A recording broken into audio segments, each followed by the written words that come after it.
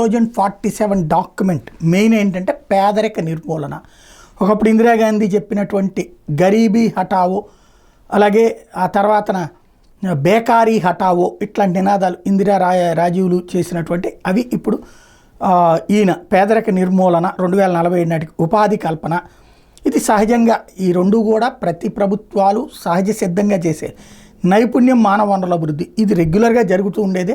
ఎక్స్పర్టైజేషన్ కానీ ఇవన్నీ, ఇంటింటికి నీటి భద్రత ఇది రెగ్యులర్గా ఉండేటటువంటి అంశమే. అట్లాగే రైతు వ్యవసాయ సాంకేతికత ఇది ఎప్పటికప్పుడు అప్డేటెడ్గా సహజంగా జరుగుతూ ఉండేది. ప్రపంచ స్థాయి పంపిణీ వ్యవస్థ, లాజిస్టిక్స్ ఇది ఎప్పుడూ నిరంతరం జరుగుతూ ఉండే ప్రక్రియ. ఎప్పుడో తాతల కాలంలోనే మన దేశం నుంచి వెళ్ళినటువంటి వాళ్ళు విదేశాల్లో చేసే ఉద్యోగాలు అయ్యాయి.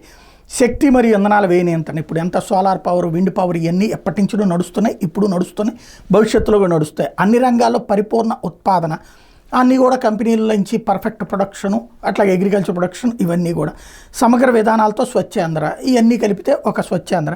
అన్ని దేశాల్లో సమగ్ర సాంకేతికత, ఇవన్నీ విషయం సహజత్వం. కాకపోతే ఇది చంద్రబాబు గారి విజన్ అన్నటువంటి పాయింట్నే ఇప్పుడు ఫోకస్ చేస్తున్నారు అన్నమాట.